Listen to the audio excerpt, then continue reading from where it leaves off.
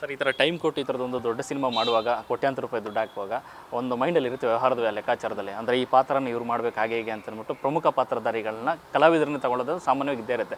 ಅದೆಲ್ಲನೂ ಬಿಟ್ಟು ಯಕ್ಷಗಾನ ಕಲಾವಿದರನ್ನೇ ಪ್ರಮುಖ ಪಾತ್ರಧಾರಿಯಾಗಿ ನಿಲ್ಲಿಸೋದಿಲ್ಲ, ಅದು ತುಂಬ ಗಟ್ಟಿತನ ಮತ್ತು ಗಟ್ಟಿದ ಎರಡೂ ಬೇಕು ಸರ್. ಆ ಥರ ಮನಸ್ಸು ಅಂದಿದೆ ಯಾಕೆ ಸರ್ ಇವ್ರನ್ನೇ ಇಟ್ಕೊಂಡು ಈ ಸಿನಿಮಾದಲ್ಲಿ ಪ್ರಮುಖ ಪಾತ್ರಧಾರಿ ಅವ್ರನ್ನೇ ನಟಿಸೋವಂತ ಮಾಡಬೇಕು ಅನ್ನೋಂಥದ್ದು? ಖಂಡಿತ, ಅಂದರೆ ಅನುಭವ ತುಂಬ ಮುಖ್ಯ. ನೀವು ಏನೇ ಸಿನಿಮಾಗಳನ್ನು ಮಾಡಿ ಅದರಲ್ಲಿ ಪರಿಣಿತಿ ಹೊಂದಿದವರು, ಅದರಲ್ಲಿ ಅನುಭವ ಇರೋರು ಬೇಕು. ಅದಾದಮೇಲೆ ಯಕ್ಷಗಾನ ಅಂತ ಬಂದವಾಗ ನಾನು ಎಲ್ಲಿ ಮೈ ಮರೀಲಿಕ್ಕೆ ಸಾಧ್ಯ ಇಲ್ಲ. ನಾನು ಆ ಭಾಗದವನು ಆದ್ದರಿಂದ ನನಗೆ ಅದ್ರ ಬಗ್ಗೆ ಅದರ ಚೌಕಟ್ಟುಗಳೆಲ್ಲದೂ ಗೊತ್ತಿರೋದ್ರಿಂದ ಇದು ಬೇರೆ ಯಾರ ಹತ್ರ ಸಾಧ್ಯ ಇಲ್ಲ ಅಂತ ನನಗೆ ಗೊತ್ತಿತ್ತು. ಹಾಗಾಗಿ ಅದರಲ್ಲೇ ನಿರಂತರ ಸೇವೆ ಮಾಡ್ಕೊಂಡಿದ್ದವರು 15-20 ವರ್ಷ, 25 ವರ್ಷ, 30 ವರ್ಷ, 40 ವರ್ಷ ಸೇವೆ ಮಾಡ್ಕೊಂಡಿದ್ದವ್ರು ಯಾರಿದ್ದಾರೆ ಅವ್ರನ್ನೆಲ್ಲ ಪಟ್ಟಿ ಮಾಡಿ ಅದರಲ್ಲಿ ಯಕ್ಷಗಾನ ಅಂದರೆ ಜೀವ ಬೇಕಾದ್ರೆ ಕೊಡ್ತೀನಿ ಅನ್ನೋರು ಯಾರಿದ್ದಾರೆ ಅವ್ರನ್ನೆಲ್ಲ ತಗೊಂಡು ಸಿನಿಮಾ ಮಾಡಿದ್ದೀವಿ. ಒಂದು ಒಳ್ಳೆ ಪ್ರಯತ್ನ ನಡೆದಿದೆ. ಎಲ್ಲ ಕಲಾವಿದರ ಪರಿಶ್ರಮ ಈ ಚಿತ್ರದಲ್ಲಿ ನೀವು ನೋಡ್ತೀರ ಖಂಡಿತ. ಕೆಲವೊಂದು ಸೆಟ್ಗಳಲ್ಲಿ ಒಂದು 450-500 ವೇಷಗಳನ್ನು ಬಳಸಿದ್ದೇವೆ. 500 ವೇಷಗಳನ್ನು ಬಳಸಿದವಾಗ ಅದ್ರ ಕ್ರೂಸೇ ನಮ್ಗೆ ಹತ್ರ 1000 ಬೇಕಾಗಿತ್ತು. ಈ ಥರದ್ದೆಲ್ಲ ಎಲ್ಲದನ್ನು ದಾಟಿ ಬಂದಿದ್ದೇವೆ. ಎಲ್ಲದರಲ್ಲೂ ಯಶಸ್ಸು ಕಂಡಿದೆ. ಎಲ್ಲವೂ ಯಕ್ಷಗಾನವೇ ನಮಗೆ ದಾರಿ ತೋರಿಸಿ ಹಿಂಗೆ ಮುಂದೋಗು ಅಂತ ತೋರಿಸ್ಕೊಟ್ಟಂಗಿದೆ. ಪ್ರತಿದಿನವೂ ಸಿಗುವಂಥ ಇನ್ಫಾರ್ಮೇಷನ್ಗಳೇನಿದೆ ಅವೆಲ್ಲವೂ ನಮಗೆ ಇನ್ನೂ ಹುಮ್ಮಸ್ಸನ್ನು ಜಾಸ್ತಿನೇ ಕೊಡ್ತಾಯಿದೆ.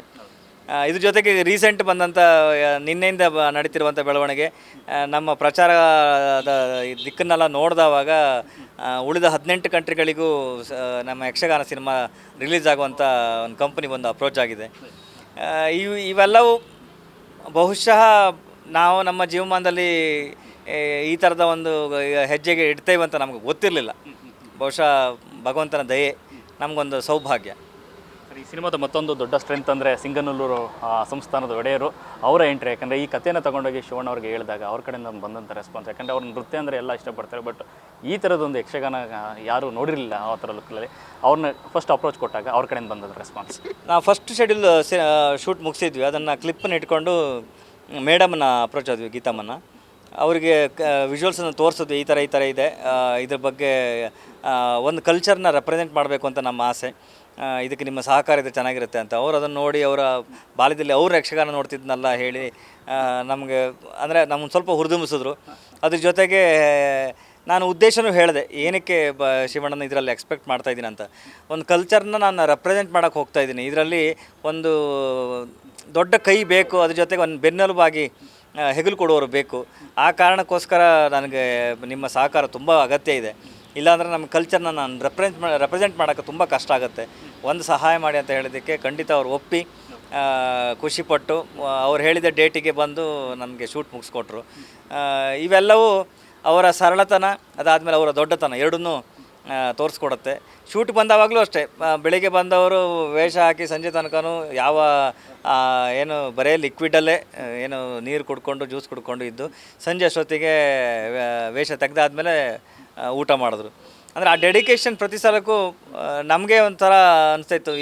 ಅಂದರೆ ಆರೋಗ್ಯ ಆ ಟೈಮಲ್ಲಿ ಟ್ರೀಟ್ಮೆಂಟಲ್ಲಿದ್ದರು, ಆದರೂ ಕೂಡ ಅವರ ಸ್ಟ್ರೆಂತು, ಅವರ ಎನರ್ಜಿ ಬಹುಶಃ ಅದೇ ಶಿವಣ್ಣನಿಗೆ ಸಾಟಿ, ಅವರೇ ಸಾಟಿ, ಮತ್ತು ಇನ್ಯಾರೂ ಸಾಧ್ಯ ಇಲ್ಲ ಅಕ್ಕಪಕ್ಕಕ್ಕೂ.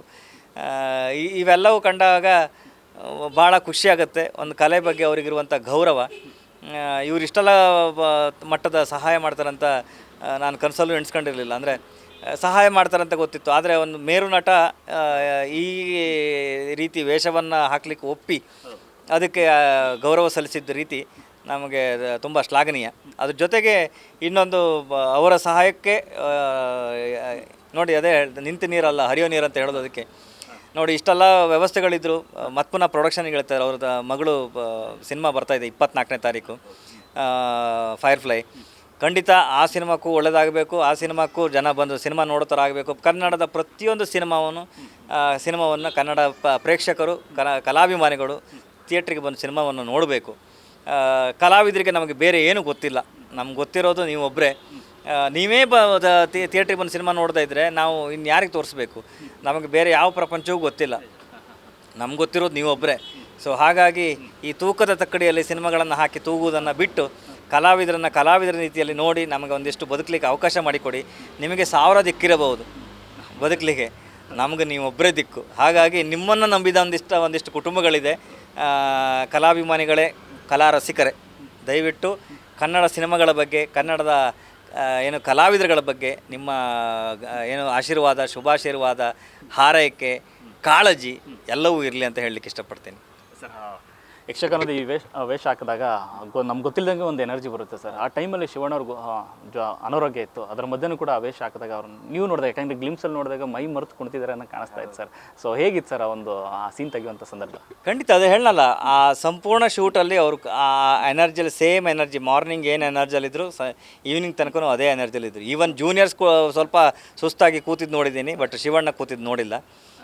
ಆ ಎನರ್ಜಿ ಫ್ಲೋನ ಅವರು ಕ್ಯಾರಿ ಮಾಡಿ, ಅವರು ಎಲ್ಲ ಸಿನಿಮಾಗಳಲ್ಲೂ, ಪ್ರತಿಯೊಂದು ಸಿನಿಮಾಗಳಲ್ಲೂ ಆ ಎನರ್ಜಿನ ಕ್ಯಾರಿ ಮಾಡ್ಕೊಂಡು ಬಂದಿದ್ದಾರೆ. ಅವ್ರ ಬಗ್ಗೆ ನಾನು ಎಕ್ಸ್ಟ್ರಾ ಹೇಳಬೇಕು ಅಂತ ಅಗತ್ಯ ಇಲ್ಲ. ಅಂದರೆ ಆ ಮಟ್ಟದ ಏನು ಡೆಡಿಕೇಶನ್ ಅದಾದಮೇಲೆ ರಕ್ತದಲ್ಲೇ ಬಂದಿದೆ, ಅಷ್ಟು ಹೇಳಲಿ ಬಲ್ಲೆ. ದೊಡ್ಡ ಮನೆ ಅಭಿಮಾನಿಗಳಿಗೆ ಇನ್ನೊಂದು ಖುಷಿಯ ವಿಚಾರ ಅಂದರೆ ಸಂಸ್ಥಾನ ಅಂತ ಬಳಸಿರೋದು, ಸಿಂಗನಲ್ಲೂರು ಸಂಸ್ಥಾನ, ಅವರ ಒರಿಜಿನಲ್ ನೇಮನ್ನು ಆ ಪಾತ್ರಕ್ಕೆ ಇಟ್ಟಿರುವಂಥದ್ದು. ಖಂಡಿತ ಸಿನಿಮಾಗಳಲ್ಲಿ ಇನ್ನೂ ಸಾಕಷ್ಟು ಸರ್ಪ್ರೈಸ್ ಎಲಿಮೆಂಟ್ಗಳು ಇದೆ. ಸಿನಿಮಾದಲ್ಲಿ ನೀವು ಚಿತ್ರಮಂದಿರದಲ್ಲಿ ನೋಡಿ ಅದನ್ನು ಆನಂದಿಸಿ. ನಾ ಕಂಡಂಥ ದೊಡ್ಡ ಮನೆಯ ನೀವು ನೋಡ್ತೀರಲ್ಲಿ ಖಂಡಿತ. ನ್ಯೂಸ್ ಫಸ್ಟ್, ನಿರ್ಭೀತಿಯಿಂದ ನಿಮ್ಮ ಪರವಾಗಿ.